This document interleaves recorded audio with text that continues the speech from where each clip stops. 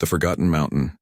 The amber sun of Epsilon Ceti hung low over Thornhaven, casting long shadows across the prefabricated buildings that humanity called home.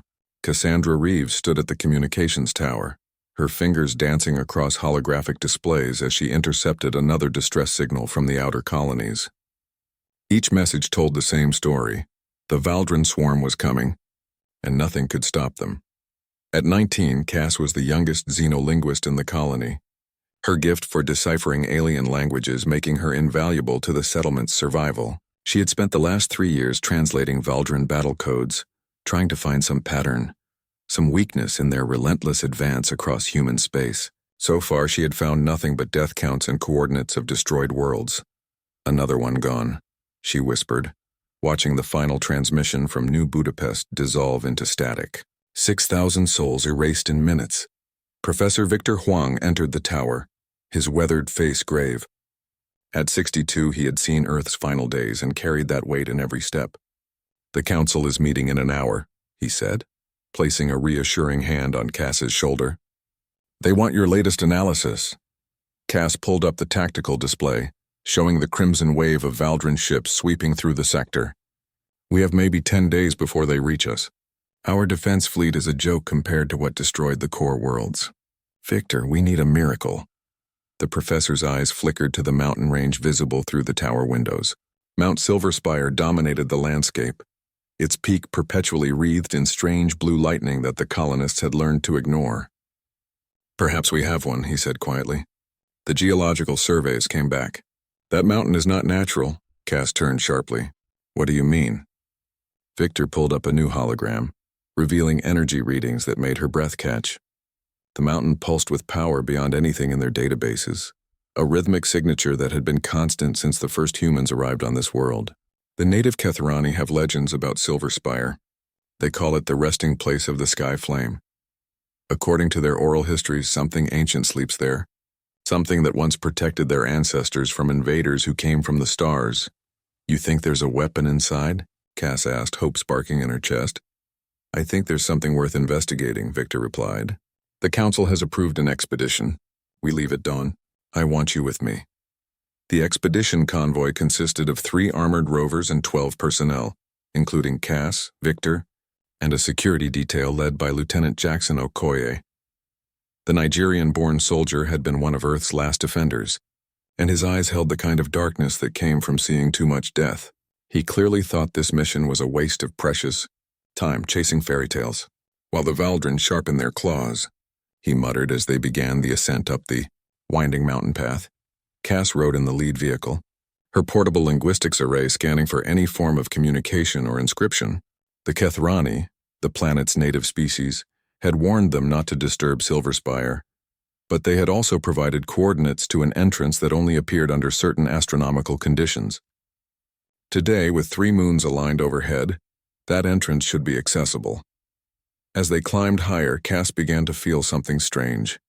It started as a subtle vibration in her bones, then grew into a sensation she could only describe as music without sound.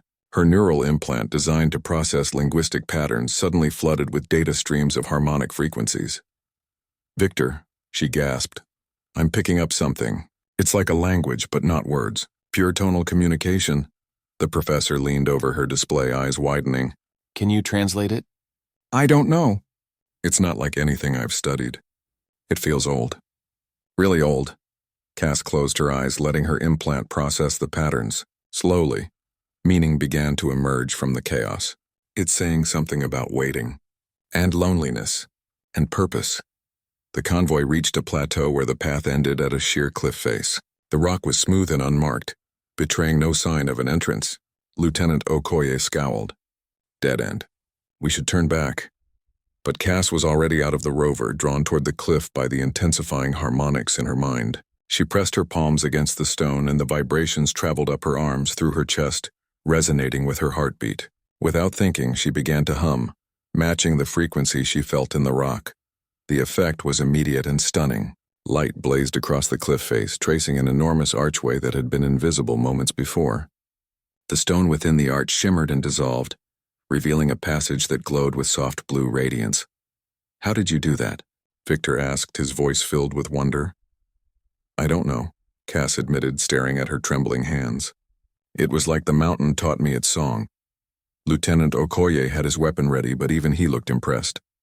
Whatever's in there, it's been waiting for someone who could speak its language. That's you, Reeves. The team gathered their equipment and entered the passage. The tunnel was perfectly circular and lined with a material that seemed to be both organic and technological, pulsing with bioluminescent patterns that shifted as they passed. Cass kept her hand on the wall, feeling the mountain guide them deeper. They descended for what felt like hours, passing through chambers filled with crystalline structures that hummed with stored energy. Each crystal resonated with a different tone, creating a symphony that grew more complex the further they went. Cass's implant worked overtime, translating fragments of meaning from the harmonics. This place is a repository, she said, her voice echoing. Knowledge stored in sound and light. I'm getting impressions of star maps, weapon designs, biological data. Victor, whoever built this, was incredibly advanced. Finally, the passage opened into a cavern so vast that their lights could not reach the ceiling. The floor was polished black stone, inlaid with circuits of glowing silver that formed intricate patterns across its surface. And at the center, coiled in magnificent spirals, was the dragon. Cass's breath left her in a rush. The creature was enormous, easily 300 meters from nose to tail. Its scales shimmered with colors that seemed to contain entire nebulae. Deep purples and blues shot through with veins of starlight. Great wings lay folded against its body, and along its spine ran a ridge of crystalline protrusions that pulsed with the same energy that filled the mountain.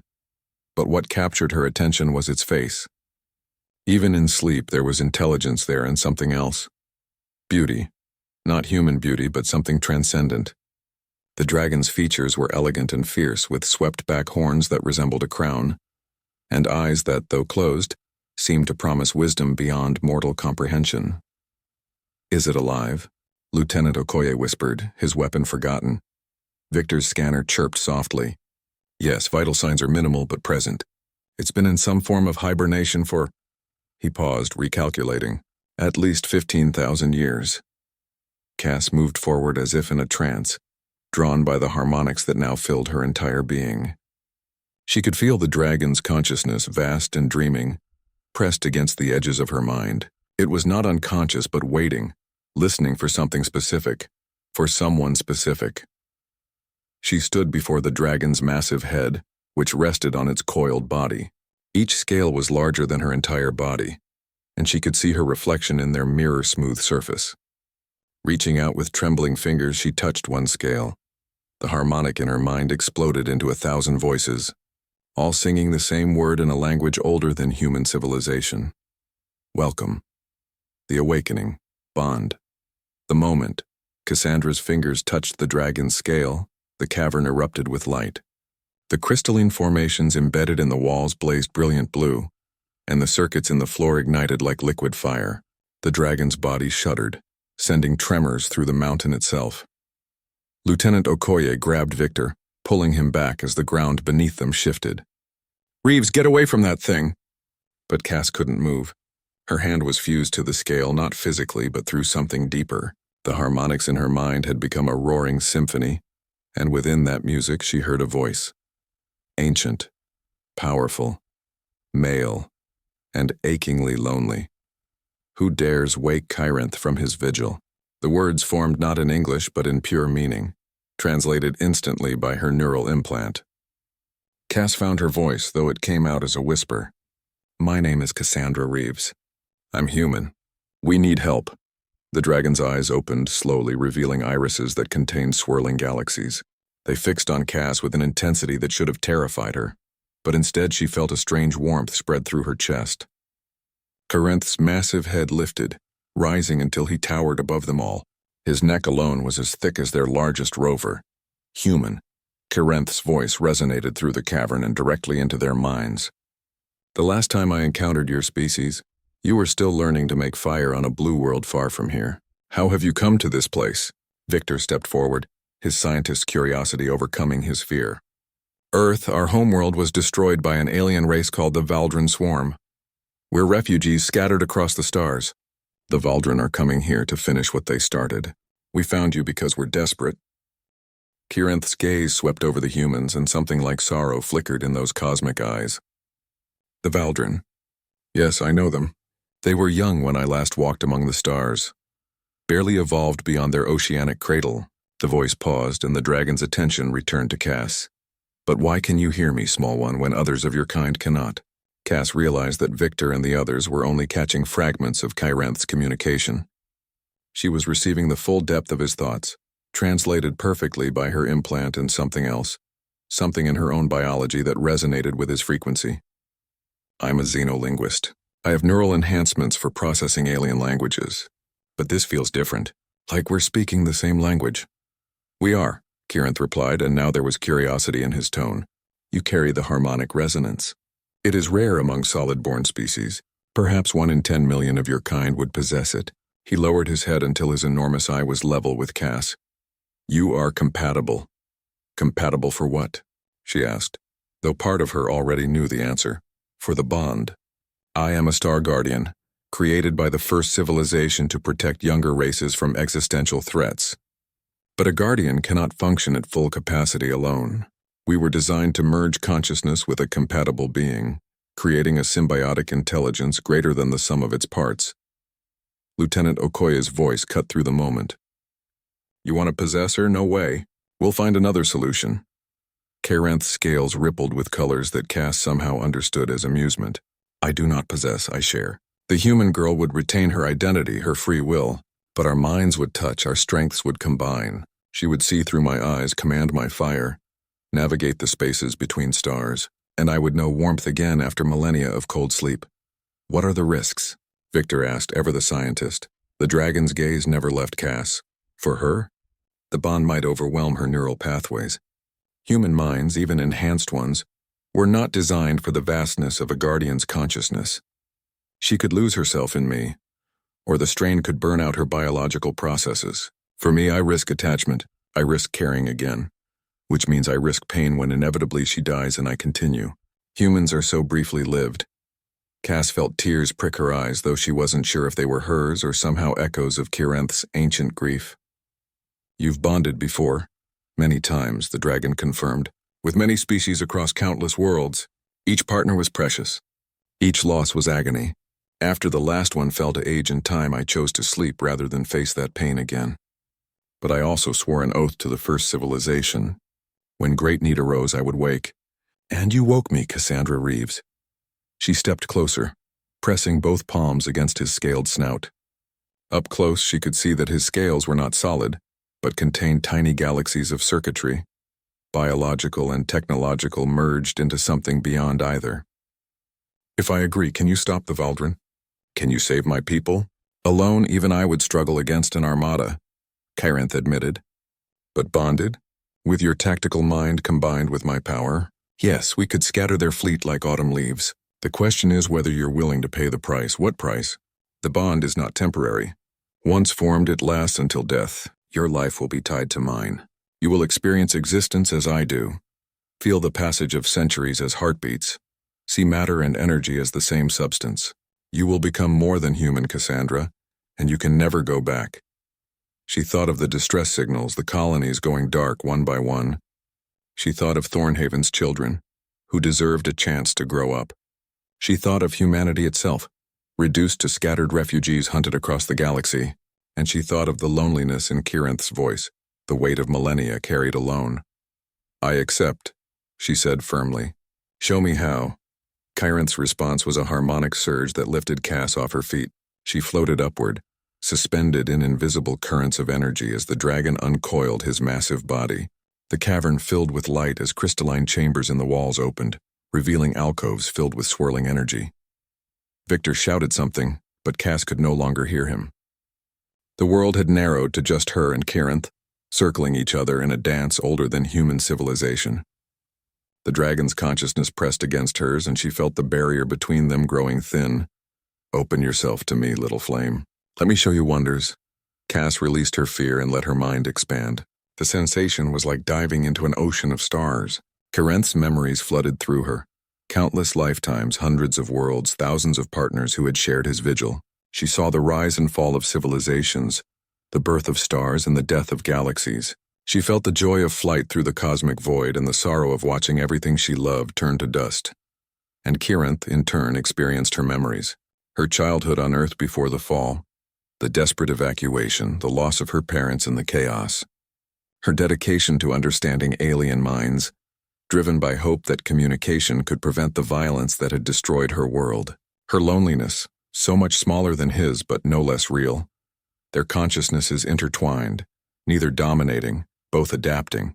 Cass felt her perception expanding, her neural implant amplifying and channeling the bond. She became aware of her body at the molecular level, of the energy fields that permeated the mountain, of the distant stars visible even through solid rock, and she felt Kirinth's relief, his joy at no longer being alone. Beneath his ancient power was something vulnerable, something that needed connection as much as she did. When she opened her eyes again, she was standing on the cavern floor, but everything had changed.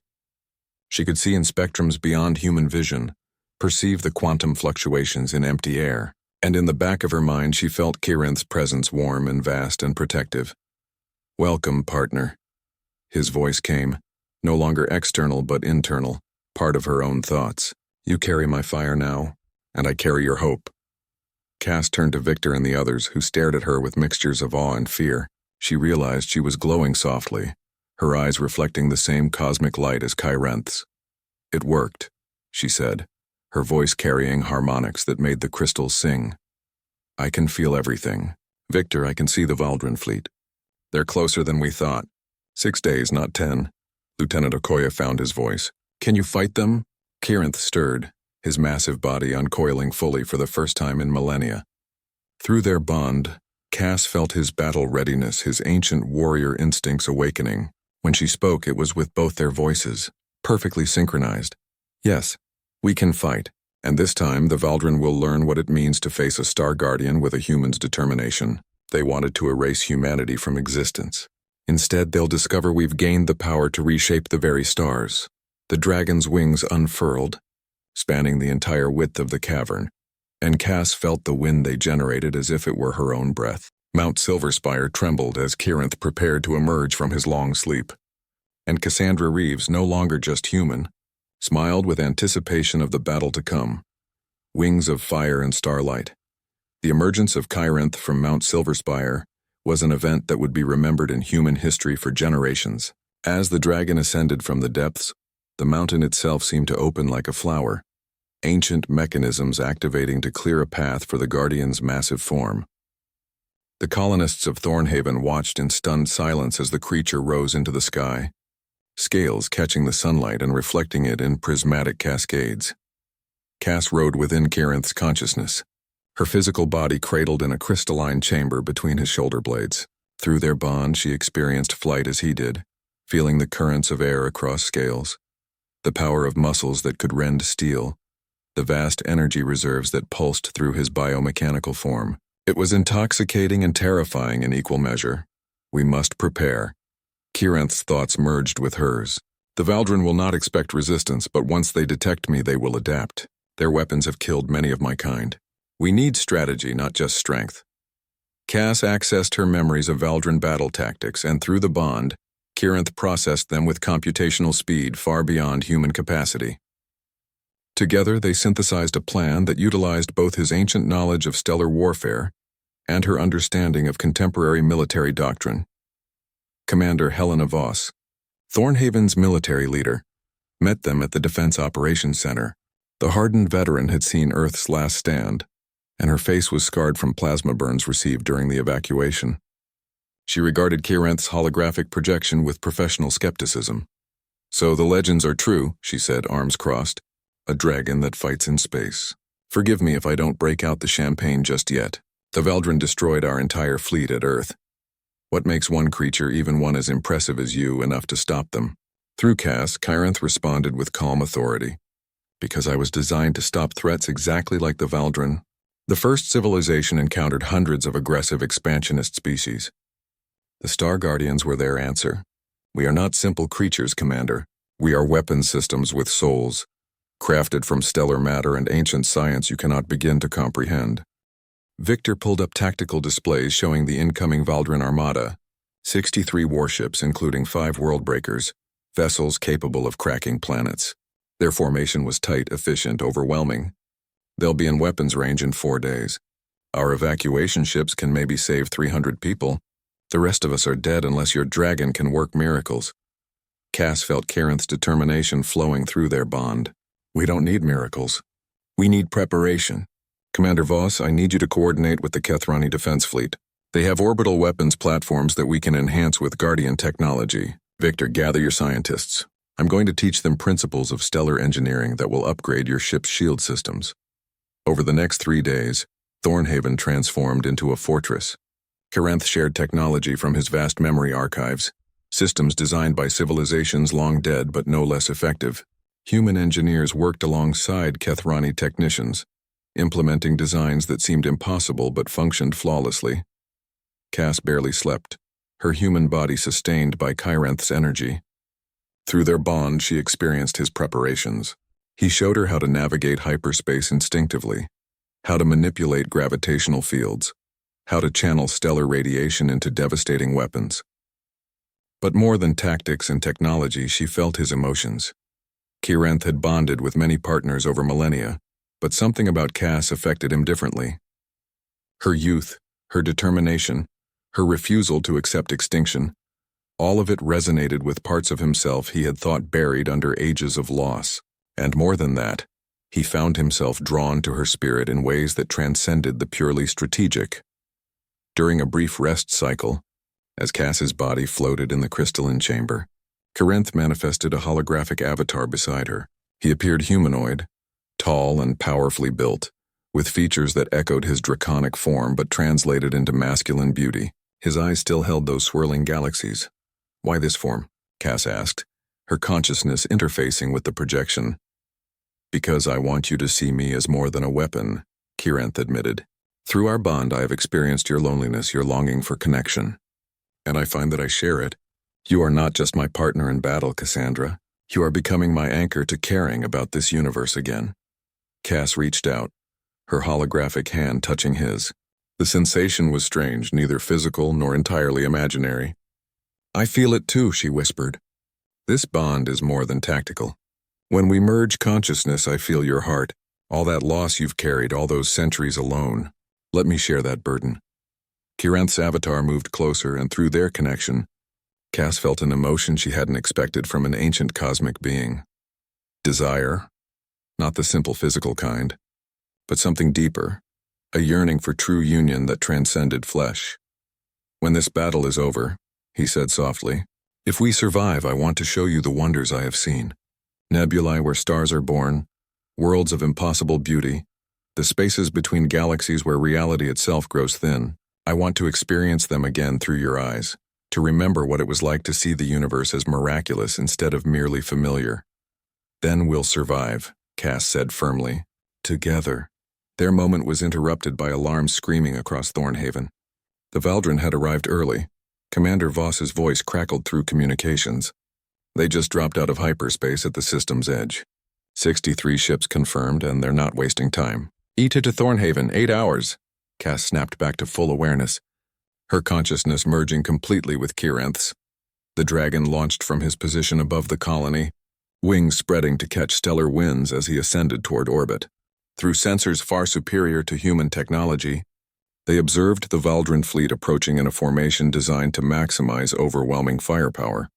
The Valdren were insectoid, their ship's biological constructs grown rather than built. Each vessel was a living thing, part of the swarm's collective intelligence. At the fleet's center was the Empress Shavora's flagship, a massive world-breaker that pulsed with malevolent purpose. Time to show them what happens when they threaten what we protect. Carinth's thought blazed through their bond. Cass felt power building in the dragon's core, stellar fusion reactions that turned his body into a living star. They accelerated beyond the speed that conventional ships could match, entering the space between normal physics where Guardians could travel. The Valdren fleet barely had time to detect them before Carinth emerged directly in their midst. The battle that followed would be spoken of in whispers for centuries. Carinth moved through the Valdren formation like a tiger among prey, his claws rending through biological hulls. His breath, superheated plasma that could melt through any armor. But it was the combination of his power and Cass's tactical mind that made them truly devastating. She predicted enemy movements before they occurred, processed battle data from 1,000 sources simultaneously, coordinated with the Kethrani defense fleet through quantum entanglement communications, where Kyrinth was raw power, Cass was precision and strategy. Together they were unstoppable. 10 Valdran ships fell in the first 30 minutes. The enemy fleet fragmented, trying to surround them, but Kyrinth simply folded space and appeared elsewhere.